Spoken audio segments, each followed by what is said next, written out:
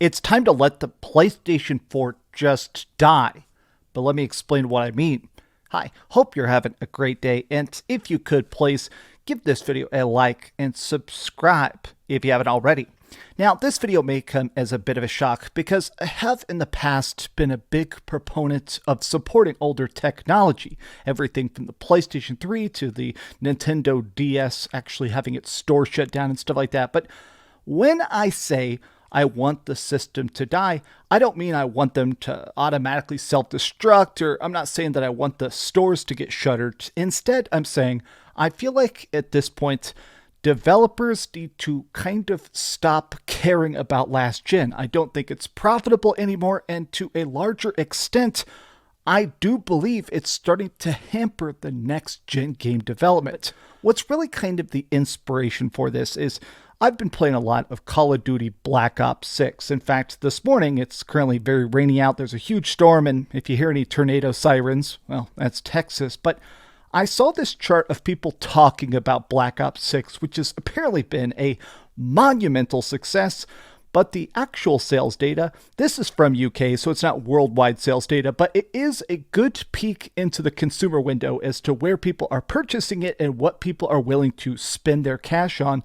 70% of players are on the PlayStation 5, which is absolutely bonkers. 16% on PC, 10% on Xbox, which is kind of funny, but you know, what are you going to do? And then 4%, not 5, not 20, 4% are on PlayStation 4. This is untenable in my opinion.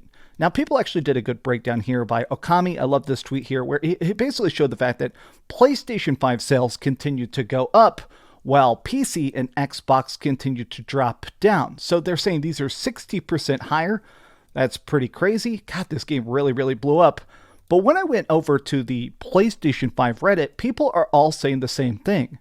This needs to be the catalyst to take the PlayStation 4 out back and shoot it. The PS4 is 12 years old. Let's move on already. Now, here's my point of view. I do think the PlayStation 4 should still continue to exist. I think it's still cool if you can play indies on it. I don't mind if stuff is still coming to it here and there. My issue is the fact that so many big AAA, high-budget games are clearly trying to constantly be a next-gen power pusher, have the best frame rate, the best graphics on PS5, but they're also constantly trying to cater and go, okay, is it worth it to port it to last gen? Things like Elden Ring coming to the PlayStation 4, stuff like that is insane. But, you know, I don't even mind some tinier projects. So, Pixel Remaster, I love Final Fantasy. This game, it's, you know, Super Nintendo ports. Putting this on PS4 and PS5 as a PS4 disc, that totally makes sense. But when I think about stuff like Sonic Frontiers, some of these games, I can't help but kind of think, would this have been a better project, a bigger project, if they didn't spend dev time worrying about last gen? Now, in some of these examples, you can kind of disregard it because in some circumstances, this is stuff that's also being made for the Nintendo Switch. So I'm sure at some degree, it's like, all right, we're porting it on the Nintendo Switch. We can kind of tailor the Nintendo Switch build to also work on PS4. It's weird, though, that a lot of people are bringing up this specific thing. Half of gamers are still on last gen. There seems to be more and more doubt, more and more speculation about this mythical last gen people that refuse to upgrade. It feels like Sony is constantly terrified of abandoning last gen, but at this point, we're 4 years into the PS5. We're about to get the PlayStation 5 Pro here in just a couple days.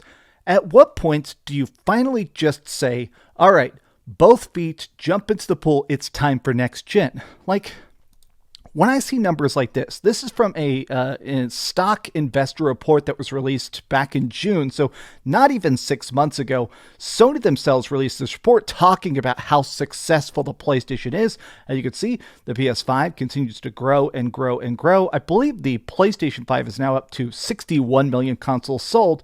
But when they break this down, they go, oh, it's a 50-50. Monthly active users are half on PS5 and half on PS4. Look, I'm not going to question your measurement data here, but how much of this is people actually playing games and how much of this is people watching Netflix? How much of this is people that just have like a living room console that they play indie games on once a month or something like that, right? I am unable to believe that the biggest chunk of cash spending players, people that are actually caring about next gen experiences, that are buying new releases and stuff, those people aren't on PS4. Now, I want to make it clear, the people that haven't upgraded because they're broke, that is a big issue. I do think a lot of people have been hesitant to buy the PS5 simply because everything is getting extremely, extremely expensive. I'm not going to downplay that. I'm not going to act like the PlayStation 5 is cheap. I'm definitely not going to act like the PlayStation 5 Pro is a normal, affordable, like impulse buy item. But I feel like at some point, the technology has to advance. Sometimes I do think about how weird this generation has been because, I mean, the fact that now we are theoretically halfway through the PlayStation 5 generation, but so many of the biggest PS5 games were also released on the PS4, that's once in a generation. I've never even heard of something like, isn't it weird to actually consider the fact that Spider-Man 2 is one of the only new releases that was only on the PS5. So things like Miles Morales, that's on PlayStation 4. God of War Ragnarok, Gran Turismo. I mean, it is just kind of bizarre. And I can't help but think about big budget stuff like Horizon Forbidden West and think, how much better would that have looked? How much better would it have run if it was completely constructed with the singular console of PS5 in mind? When I see numbers like this of, the total play hours, 1.4 billion on PS4, that's nothing to scoff at. That is still a pretty substantial fan base, but 2.4 billion on PlayStation 5, at some point, I think you gotta kick people in the ass. I think that a lot of people are not upgrading from the PS4 to the PS5 because they yet don't feel that need to. And I think it would be a good idea, in my opinion, if Sony really started to push the idea that PlayStation 5 is it. I almost feel like they need to come out and tell people what's up with the PS5. How long is this generation going to be? Because it does feel like, especially reading my own comment section, there are people that still own a PS4 that think a lot of PlayStation 5 games look great, but they still haven't been enticed of, I have definitely seen literally thousands of comments of people saying, I don't want to buy the PlayStation 5 or the PlayStation 5 Pro because it still feels like the generation is getting started. Maybe I'll wait for the PlayStation 6. I kind of feel like Sony should come out and say, hey, you know what? We're going to be sticking around with the PlayStation 5 for another 5 years, 6 years. Obviously, the PlayStation 4 was like an 8-year generation, which is wild. I wish they would come out and say, this is going to be another 8-year generation, so it's worth it to invest, especially if they did some sort of cool, like, tried-in bonus credit thing, bringing your PlayStation 4 to, I don't know, a Sony store. Do those exist? Probably not. And do some sort of coupon bonus of like, hey, if you come in and give us your PlayStation 4 in a workable condition, we'll give you $100 off, $200 off on a PlayStation 5, right? I don't know. Something like that would be cool to sort of convert people over, because this, to me, I don't really believe it. When I see the fact that 4% sales of the biggest PS5 game of maybe the year, like Call of Duty is always one of the biggest PlayStation games every single year. It makes an astronomical amount of money for PlayStation just through even that 30% cut they're taking from Microsoft. When I see this, I can no longer even stand by and say, yeah, this makes sense. Sony, this number, 117 million, is substantial. There is a lot of PlayStation 4s, but I feel like you could easily double the PlayStation 5 if you start to take it seriously. I feel like the biggest reason that Xbox has been failing is this support for two systems. The fact that every game that comes to the Xbox Series X has to work the exact same on the Xbox Series S, that doubles dev costs, that extends dev time, and a lot of times they just really struggle with it. Multiple developers have said, yeah, working on the Xbox Series X is easy because it's just a PS5, whereas the Series S, it's difficult. It's got less power, so you really have to make sacrifices to get it to run as good as possible.